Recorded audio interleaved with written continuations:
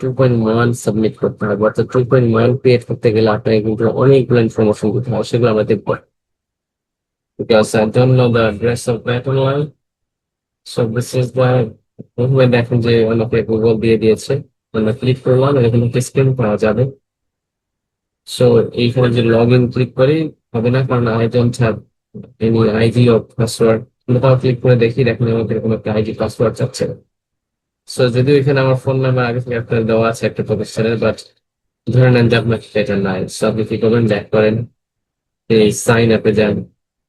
Sign up create করলে আপনাকে, sign up click করলে আপনাকে এরকম একটা স্ক্রিন দিবে, সেখানে লেখা sign up to create user. So ইংরেজি নোটস দেখেন যে স্টার ম্যান্ডেটরি ফিল্ড, সো এখানে রেজিস্টার আছে, সেখানে অফকোর্স আপনাকে তথ্য দিতেই হবে, ম্যান্ডেটরি। সো এখানে দেখেন যে this page contains register mark for all drop down boxes. এখানে দেখেন যে user type, red register, ethane register, NID register, so all boxes contains register, অর্থাৎ এখানে আপনার কোনো অপশনই নাই কোনো তথ্য না দেওয়া, কারণ এটা হচ্ছে সাইন আপের সো পেজ। সো এখানে দেখেন যে রেজিডেন্ট আর নন রেজিডেন্ট। সো এটা একটা সংজ্ঞা আছে ভ্যাটে, যে কারা রেজিডেন্ট কারা নন রেজিডেন্ট। যারা অ্যাটলিস্ট 182 দিন এই দেশে মানে স্টে করে তারা রেজিডেন্ট, বা 365 দিন আপনার ছিল, কিন্তু আপনার কয়েক বছর মাঝখানে গ্যাপ গেছে, এরকম যদি হয়, যদি তাও হবে, কিন্তু যদি আপনার 4 বছর বা এর বেশি হয়ে যায় এরকম একটা শর্ত আছে, তাহলে আপনি আবাসিক হন না। তাহলে যদি রেসিডেন্ট হন, ওনার জন্য এনআইডি তথ্য দিতে হয় এখানে। আর যদি নন রেসিডেন্ট হন, দেখেন পাসপোর্ট দিতে হয়। আর রেসিডেন্ট দিলে ওনার দুইটা অপশনই পাবেন, অর্থাৎ এখানে আপনি এনআইডিও দিতে পারবেন,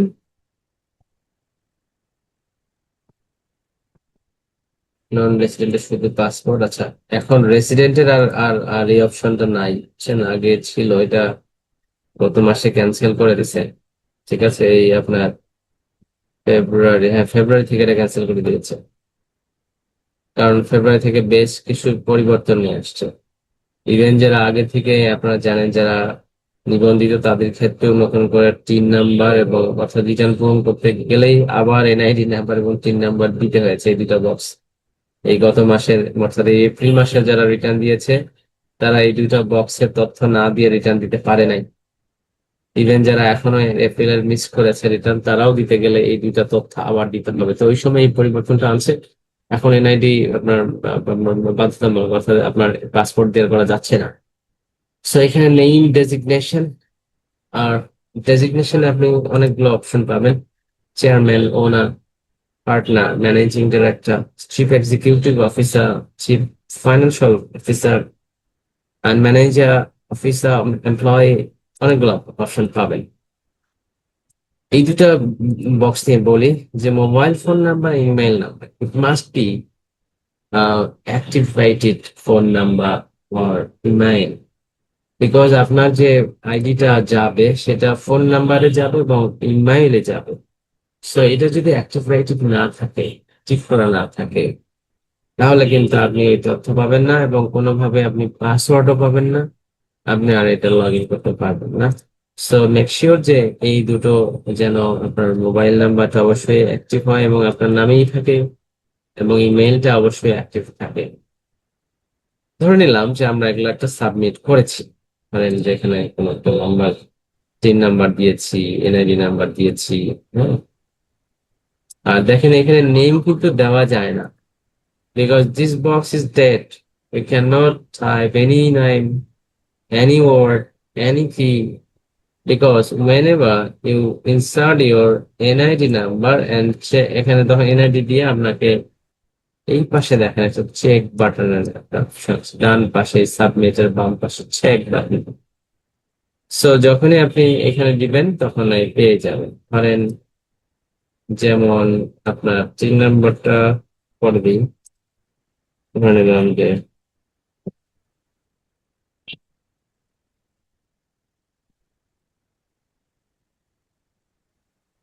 আচ্ছা 3 নাম্বারটা আগে দিতে হবে, কেমন? তখন আপনি এগুলো পাবেন।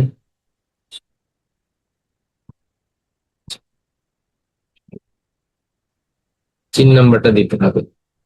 চিন নাম্বারটা দিলে আর এনআইডি ম্যাচ করলে তখন আপনার এখানে চেক দিলে দেখবেন যে এখানে আপনার, আর দেখেন এই যে এতগুলো লাল বক্স হয়ে গেল দেওয়ার সাথে সাথে, তার মানে চেক বাটনে আমাকে অনেক কিছু দিতে বলছে। দেখেন যে প্রথমে বলতে বলছে যে ইমেইল দেওয়ার জন্য এবং নেম দেওয়ার জন্য। নেম তো ওই যে আমরা বলেছি যেটা দিলে আসবে, মোবাইল নাম্বার, ইটিন, অর্থাৎ ইটিন দিলেই কিন্তু আপনি এটা পাবেন, না হলে পাবেন না। তো এরকম একটা বিষয় আছে।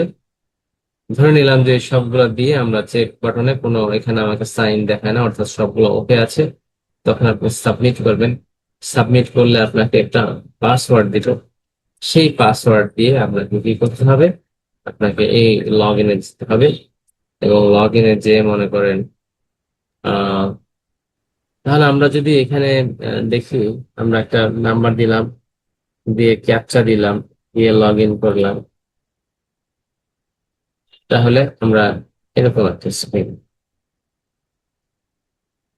So this screen you'll get several boxes, একদমই নাল এন্ড হোয়াইট।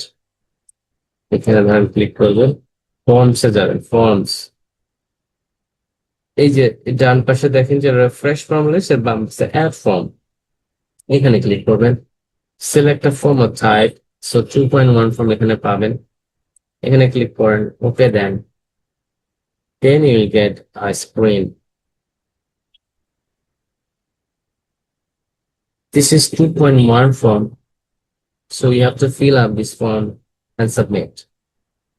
তাহলে দেখেন এখানে আমার এই উপরে দেখেন যে প্রায় 11টা বক্স আছে, 1 2 3 4 5 6 7 8 9 10 11। এই 11টা বক্স আপনাকে পূরণ করতে হবে। এই নিচে নিচে গেলে সবগুলো বক্স আপনি এমনি পাবেন, আর যদি এমনি আপনি আলাদা আলাদা যেতে চান তাও পাবেন। হ্যাঁ, একটি বিষয় আপনাকে বলে রাখি, প্রথমে দেখেন যে রেজিস্ট্রেশন এতে বলা আছে registration basics. So new registration, যেহেতু এটা রেজিস্ট্রেশন না, যখন আপনার পুরাতন আইন থেকে নতুন আইনে যখন যারা শিফট করেছিল তাদের জন্য রেজিস্ট্রেশন প্রযোজ্য ছিল, সেটা সেই 19 সালের ঘটনা। যেহেতু এখন 2026, এখন আর সাধারণত রেজিস্ট্রেশনের কোনো ফ্যাক্ট নেই। সো সবাই নিউ রেজিস্ট্রেশন হওয়ার কথা। বি হচ্ছে যে business information, type of ownerships. এখানে আপনি only you can select only one. For example দেখেন প্রোপ্রাইটরশিপ দিলে পার্টনারশিপ থাকে না, প্রাইভেট লিমিটেড থাকে না।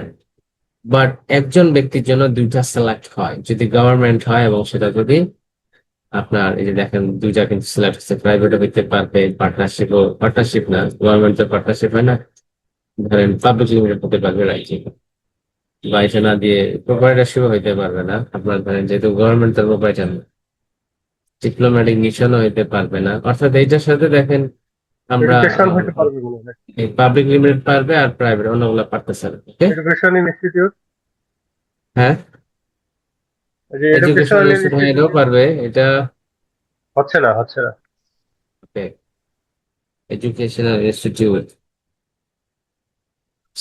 এডুকেশনাল ইনস্টিটিউট যদি হয় এটাই হবে, এটা আর দুইটা হচ্ছে না, বুঝছেন?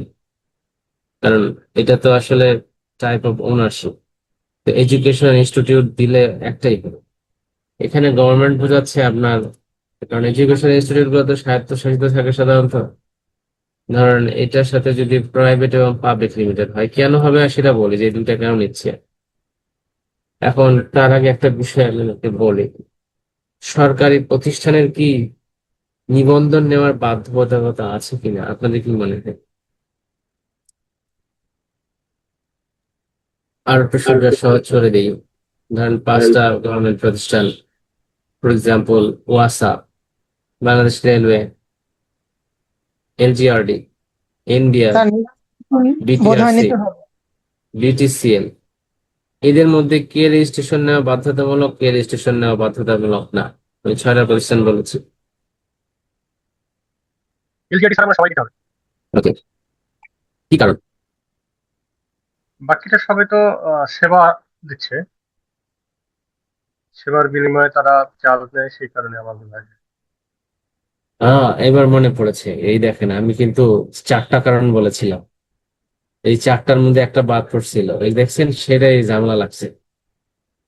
আমরা কিন্তু 3টা কারণ বলেছিলাম, ফার্স্ট বলেছি, এগুলো কিন্তু কোনো বইয়ে পাওয়া যাবে না, আমি আগে বলছি। No books including my book You cannot book any writer, any book. আমি মোটামুটি 8-10 জন রাইটার সব বই পড়েছি, কোথাও পাবে আমার বইতেও নাই।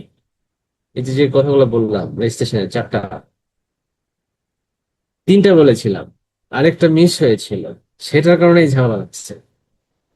ওইটা মিস না হলে ঝামেলা হয়। এখন মনে পড়েছে, সেটা বলি আগে, তারপর আবার প্রশ্ন ফেরত যাও। সেটা হচ্ছে যে অর্থনৈতিক কার্যক্রমটা কি বাণিজ্যিক না বাণিজ্যিক না। যদি বাণিজ্যিক না হয় তাহলে উনি রেজিস্ট্রেশনে আসবে না। যদি বাণিজ্যিক হয় তাহলে রেজিস্ট্রেশনে আসবে। তাহলে প্রথম বলেছিলাম যে either consume or use, second বলেছিলাম first schedule or SRO, sorry economic activity, third বলেছিলাম যে first schedule and SRO, exempt SRO, fourth হচ্ছে whether it is commercial or not. So এখন বলে সোজা হয়ে যেতে পারে যে ওয়াসাকি রেজিস্ট্রেশন নেবে। না, তাইলে লাগবে না, যেহেতু এটা কমার্শিয়াল অর্থনৈতিক না। কার্যক্রমের সঙ্গে তো পড়ে না স্যার বাসা। কমার্শিয়াল না হওয়ার কারণে এটা নিতে হবে না। মানে কমার্শিয়াল না কেন, আপনাকে টাকা দিতে হয় তো পানি কিনলে। ওয়াসাকি টাকা টাকা দিলেও ফ্রি তারা দেয় তো আপনাকে পানি? ফ্রি দেয় না, কিন্তু এখানে তাদের তো এটা পাবলিক প্রফিট সার্ভিস নাই। স্যার। হ্যাঁ, এক্ষেত্রে হলো প্রফিট নেই, তারপরে হলো পাবলিকের এটা মৌলিক অধিকার। কিন্তু যেহেতু সরকারি সেবা। সবাই প্রাইভেট করে না, এই জন্য একটা বোর্ডের মাধ্যমে উঠানো। কেউ কি দ্বিমত করবেন না বা স্যার ভিন্ন মত বাণিজ্যিক পোষণ করবেন? উদ্দেশ্য পুরোপুরিত যদি না হয় তাহলে সেই ক্ষেত্রে তো হবে না স্যার। ওই অর্থনৈতিক কার্যক্রমের সঙ্গে তো দেওয়া আছে স্যার, বাণিজ্যিক উদ্দেশ্য যদি পরিচালিত না সে হয় তো গভর্নমেন্ট। বললাম আপনাকে এইমাত্র। এখন এক্সাম্পলের মধ্যে আসেন, কিতাবে তো লেখা আছে কিন্তু কিতাবের কথা আমরা আসলে বুঝি কিনা বাস্তবে, সেটা নিয়ে প্রবলেম হচ্ছে। স্যার ওয়াসাও এখন তো আপনি বিভিন্ন বলেন, এটিএম। না না না, একটু ওনাকেই বলতে দেন, রেলওয়ে কি রেজিস্ট্রেশন নেবে? স্যার রেলওয়ে তো বাণিজ্যিক উদ্দেশ্যে পরিচালিত স্যার, তাহলে তো ওনারা নিতে হবে। তাহলে নেওয়া উচিত না? হ্যাঁ, বিদ্যুৎ, ডেস্কো, দেখবে এই হচ্ছে স্যার, এগুলো তো নিতে হবে, এটা তো বাণিজ্যিক উদ্দেশ্যে পরিচালিত। ওয়াসা, তো আশা তো বোঝা যায় না ওয়াসাও কিন্তু বাণিজ্যিক, বাণিজ্যিক। বাণিজ্যিক। এখন বাণিজ্যিক না কোনটা তাহলে একটু বলেন তো বুঝাই।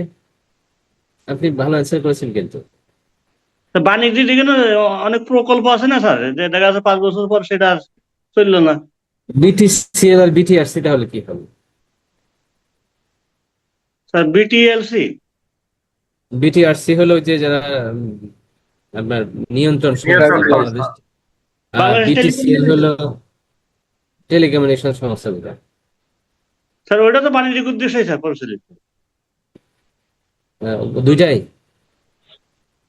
আরেকটা স্যার কি বললেন? বিটিসিএল আর না, বিটিআরসি। বিটিসিএল হলো বাণিজ্যিক, আর বিটিআরসি হচ্ছে স্যার নন কমার্শিয়াল, ভেরি গুড। জাস্ট নিয়ন্ত্রক। দেখেন যে একটা রেগুলেটরি সংস্থা, বিটিসিএল এর সিম বা স্যাটেলাইট, ও কিন্তু বাণিজ্যিক, আর বিটিআরসি কিন্তু বাণিজ্যিক না। বিটিআরসি বিটিসিএল এর চেয়ে বেশি রেভিনিউ আদায় করে। তার সত্ত্বেও এখন আরো ভালো করে একটা বোঝার চেষ্টা করেন যে যে ব্যক্তি এসএসসি পাস করেন তাকে তো আর সরকার সার্টিফিকেট দেয় না। যে এসএসসি পাস করছে তাকে সার্টিফিকেট দেয়, কিন্তু একটা ফি নেয়, ফি এর সাথে ভ্যাটও নেয়। এখন প্রশ্ন হলো যে এসএসসি সনদের যে প্রিন্ট করেছে সেজন্য খরচ হয়, লোকবল রাখছে, খরচ হয়, এই জন্য একটা ফি নেয়। কিন্তু বিষয়টা কি এরকম যে যে ব্যক্তি এসএসসি পাস করে নাই সেও কি টাকা দিলে তাকে সার্টিফিকেটটা দিবে সরকার? জি, না। না, জি, না স্যার ওটা দিবে পাস না। করতে পারেন। সার্টিফিকেটের পরে লাইসেন্সে আসেন, যেমন ইন্ডিয়ার ভ্যাট লাইসেন্স দেয়, তারপরে বিটি ওই যে আপনার সিসিআইএনই দেয়, হচ্ছে আমদানি লাইসেন্স দেয়, বিভিন্ন সংস্থা বিভিন্ন লাইসেন্স দেয়। এই লাইসেন্সের শর্ত পূরণ না হলে কি টাকা দিলেই শুধু লাইসেন্স দিবে? বিষয়টা এরকম না, শর্ত তো প্রতিপালন অবশ্যই করতে হবে। নাকি? নাকি ওই ব্যক্তিকে এটা অর্জন করতে হবে? শর্ত পূরণ করে নিতে হবে। একদম। তাহলে যেগুলা অর্জন করে নিতে হয় সেগুলা বাণিজ্যিক না। যেমন রেলওয়ে টিকিটে গেলে কি বলবে আপনি মাস্টার্স পাস না হলে রেলওয়ে টিকিট পাবেন না, এরকম কোনো বিষয় আছে? না রেলওয়ের সিট খালি থাকলেই টাকা দিলেই দিবে? সিট খালি থাকলে এটা হচ্ছে। তাহলে ওটা বাণিজ্যিক। বিদ্যুৎ অফিসে যাবেন, আপনার ওই ঠিক মতো কাগজপত্র দিলেই আপনার লাইন নেই। ওয়াসাতে যাবেন, কাগজপত্র ঠিক থাকলেই দিবে, বলবে না আপনার মাস্টার্স পাস হতে হবে, এই পরীক্ষা দিয়ে অর্জন করতে হবে, এটা করতে হবে, ওইটা করতে হবে। এগুলো না। কি কারণে? তারা বাণিজ্যিক প্রতিষ্ঠান, এটা তারা বিক্রয় করে, তারা বিক্রয় করে টাকা আর্ন করে। সরকারের এটা একটা মানে বিক্রয়ের আর্ন করার একটি প্রতিষ্ঠান। পাশাপাশি সরকারের এলজিআরডি দেখেন, হাজার হাজার কোটি টাকার প্রজেক্ট তারা দিচ্ছে, কিন্তু একটাও কিন্তু বাণিজ্যিক না। এই জন্য তারাও রেজিস্ট্রেশন নেওয়ার বাধ্যবাধকতা নাই। কত হাজার কোটি টাকার turn over, it doesn't matter. Matter হচ্ছে যে ওয়েদার এটা কমার্শিয়াল কিনা, না এটা কমার্শিয়াল নয়। যদি কমার্শিয়াল না হয় তাহলে কিন্তু সে রেজিস্ট্রেশন নেবে না। আর যদি কমার্শিয়াল হয় তাহলে কে সরকারি কে বেসরকারি, ইট ডাজন্ট ম্যাটার। এখন কি ক্লিয়ার আপনাদের? ওকে। স্যার এইসব কোম্পানিগুলা যখন মানে প্রাইভেট যেগুলো সেবা প্রদান করে এগুলা যখন অন্য কারোর কাছ থেকে কোনো সেবা গ্রহণ করে বা পণ্য কিনে সেক্ষেত্রে তো সে উচ্চ কর্তন করে, তখন তো উচ্চ কর্তনের ক্ষেত্রে তাকে রিটার্ন সাবমিট করতে হবে, তাহলে তো তার ভ্যাট নিবন্ধন নিতে হয়, তাই না স্যার? তা উৎসে কর্তন সবাই ভ্যাট রেজিস্ট্রেশন নেয় না তো। গভর্নমেন্ট প্রতিষ্ঠানে উৎসে কর্তন বাধ্যতামূলক, কিন্তু তার রেজিস্ট্রেশন নেওয়া বাধ্যতামূলক না। উৎসে কর্তন নিবন্ধিত হইতে পারে, অনিবন্ধিত হইতে পারে। আচ্ছা আচ্ছা স্যার। সেটা আপনাদের উৎসে কর্তনে ক্লিয়ার হয়ে যাবে, কেমন? জি স্যার। স্যার উৎসে আরেকটা বিষয় কর্তন একটু মাস্ট। মাথায় ইন্টারাপ্ট করি, সরি। এই মূসক 9.1 এবং 2.1 এই দুটার ইয়াটা কি, পার্থক্যটা? 9.1 হচ্ছে রিটার্ন, রিটার্ন দিতে হয়। আর 2.1 হচ্ছে রেজিস্ট্রেশনের আবেদন। আচ্ছা। ওকে। জি। রেজিস্ট্রেশন সম্পন্ন হলে ওনাকে প্রতি মাসে ভ্যাট রিটার্ন দিতে হবে। আপনার যখন ইনকাম ট্যাক্স রিটার্ন দেন এরকম, অর্থাৎ ভ্যাট দিতে হবে। ভ্যাট দিতে হলে তাকে রিটার্ন দিয়ে আগে ভ্যাট অ্যাসেসমেন্ট করতে হবে, কয় টাকার ভ্যাট আসে। সে অ্যাসেসমেন্টের যে পদ্ধতি, সেটাই হচ্ছে ভ্যাট রিটার্ন। আচ্ছা। সেকেন্ড হচ্ছে বি টু তে আসছেন, যে উইথ হোল্ডিং এন্টিটি কিনা, সে উচ্ছে কর্তন করে সত্তা কিনা। বাই ডিফল্ট ইয়েস থেকে, নো থাকলে নো হয়ে যাবে। Trade licence, RGIFC, incorporation number, TIN number, name of agent entity, trading brand name, registration type, যেটা কি ভ্যাট না turn over tax, equity information কার কত, 100% লোকাল না ফরেন না জয়েন্ট। 100% লোকালে বাই ডিফল্ট দেওয়াই থাকে। বিডা যদি সার্টিফিকেট থাকে সেটার নাম্বার এবং ডেট দিতে হবে।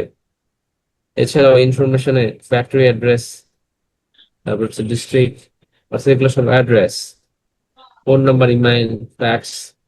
এছাড়া হেডকোয়ার্টার অ্যাড্রেস যদি ভিন্ন হয় বা একই সাথে হয়, একটা যদি হয় ঠিক দিলে ওইটা ওই আগের অ্যাড্রেসটা অটোমেটিকলি চলে আসবে এখানে।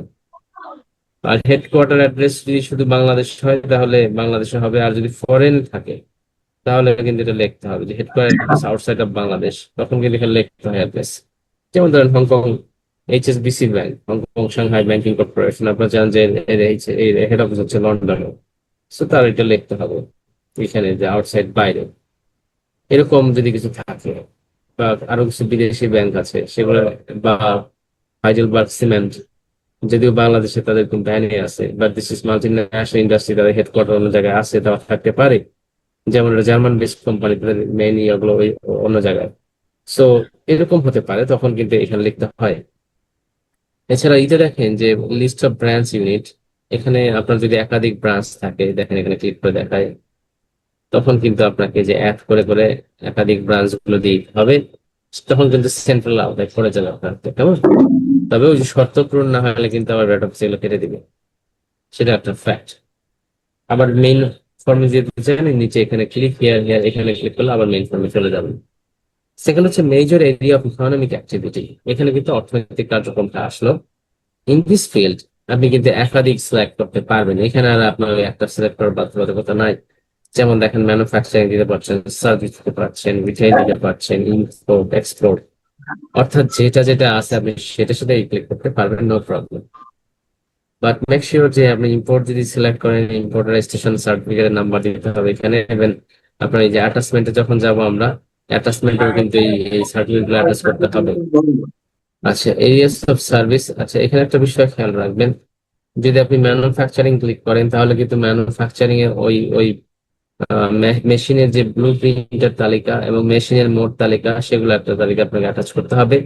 এবং যদি আপনি সার্ভিস ক্লিক করেন তাহলে দেখেন যে আমি আপনাকে দেখাই, এই ম্যানুফ্যাকচারটা ক্লিক যদি আমি বন্ধ করে দিই, দেখবেন যে জিটা ডেড হয়ে গেছে।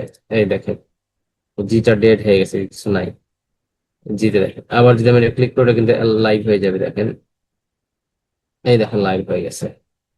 সিমিলারলি এই সার্ভিসটাও কিন্তু এখানে ক্লিক করলে এই যে সার্ভিসের এরিয়া গুলো কিন্তু লাইভ হয়ে যায়, বাট ওটা কিন্তু ক্লিক না করলে এই অপশনগুলো ডেড হয়ে যায়। অর্থাৎ আপনি কি পণ্য উৎপাদন করবেন সেটা কিন্তু আপনাকে এখানে আপনার অফকোর্স সিলেক্ট করতে হবে। সেটা ম্যান্ডেটরি, যেমন ধরেন তো ব্যাক করি না, এরকম হতে পারে। 22 নম্বর এখানে লিখে দিতে হয় যে আপনার কার্যক্রমটা কি। এই হচ্ছে ফ্যাক্ট। ওকে, সার্ভিসে দেখেন এখানে আপনি একাধিক সিলেক্ট করতে পারবেন। ধরে নিলাম যে আপনার রিয়েল এস্টেট আছে বা আরো কিছু আছে, রেস্টুরেন্ট আছে, করতে পারবেন।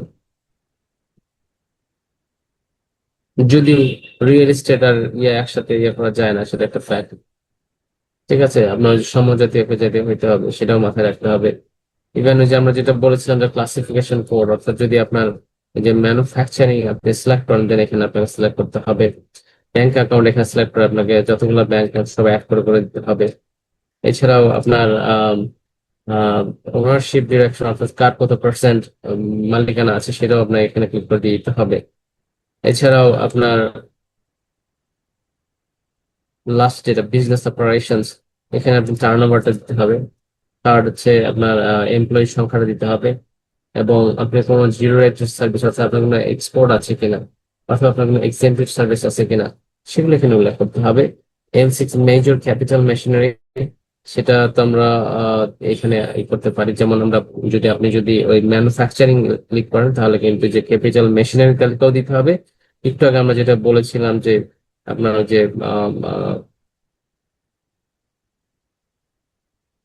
এই যে বিজনেস ক্লাসিফিকেশন কোড, অর্থাৎ এটাও কিন্তু আপনাকে দিতে হবে। এখানে গেলে দেখবেন যে আপনার এই কমার্স অ্যাড করে আমরা দেখাই, অর্থাৎ এই পণ্য যেটা কমার্শিয়াল ডেসক্রিপশন অফ সাপ্লাই, অর্থাৎ কি পণ্য আপনি সরবরাহ করবেন, তার এইচএস কোড কত, এবং ডেসক্রিপশন আপনি এখানে দিতে হয়। এখানে নেম এবং ডেজিগনেশন দিয়ে ক্লিক করে সাবমিট করতে হবে। তারপর আপনার তার আগে যেটা মেক শিওর করতে হবে, অ্যাটাচমেন্টে যাইতে হবে। অ্যাটাচমেন্টে যে দেখেন যে tin, NID, copy of bank statement, trade licence, import registration certificate যদি থাকে। যদি আপনি ইম্পোর্ট সিলেক্ট করেন তাহলে IRC দিতে হবে, এক্সপোর্ট সিলেক্ট করলে ERC দিতে হবে। আর যদি ম্যানুফ্যাকচারিং সিলেক্ট করেন তাহলে লেআউটটা এবং লিস্ট অফ মেশিনারি, এই দুটো অবশ্যই দিতে হবে। এছাড়াও এখানে লিখে আছে যদি ইফ ইউ সিলেক্ট F1 দেন এই দুটার অপশন আপনাকে ফুলফিল করতে হবে। আর আর যদি কোনো ডকুমেন্টের প্রয়োজন হয়। এছাড়াও রেন্ট, দেখেন যে রেন্ট ও ল্যান্ড ওনারশিপ, যদি আপনার যে জায়গায় কারখানা বা প্রতিষ্ঠানটি স্থাপিত আছে যদি নিজের জমি হয় তাহলে ডিড দিতে হবে। আর যদি এটা ভাড়া নেওয়া থাকে তাহলে ভাড়ার চুক্তিপত্র এখানে আপনার সিলেক্ট অ্যাটাচ করতে হয়। করে আপনি দেখেন এখানে ডিটেলে যে এই যে অ্যাড করা যায়, প্লাস অ্যাড করে আপনি যে ফিল করতে পারবেন, দিয়ে ক্লোজ দিয়ে অ্যাড হয়ে যায় এখানে দিলে। এখানে একটা বিষয় বলে রাখি যে এই যে মোশক 2.1.9 যে বিল, এইটাতে অটোমেটিক যায় না, ভুলও দেখায়, কিন্তু কোথায় ভুল দেখায় সেটা আপনি খুঁজে পাবেন না। অর্থাৎ yes I have registered 9 digit BIN এখানে বাই ডিফল্ট দেওয়া থাকে, এটাকে নো করে দিতে হবে। দেন দেখবেন যে আপনার আর চেক করলে কোনো অপশন মানে কোনো ভুল পাওয়া যাচ্ছে না। দিয়ে আপনি আর যেটুকু কাজ করবেন সেভ করে রাখবেন, সেভ করে সাবমিট করে দিবেন।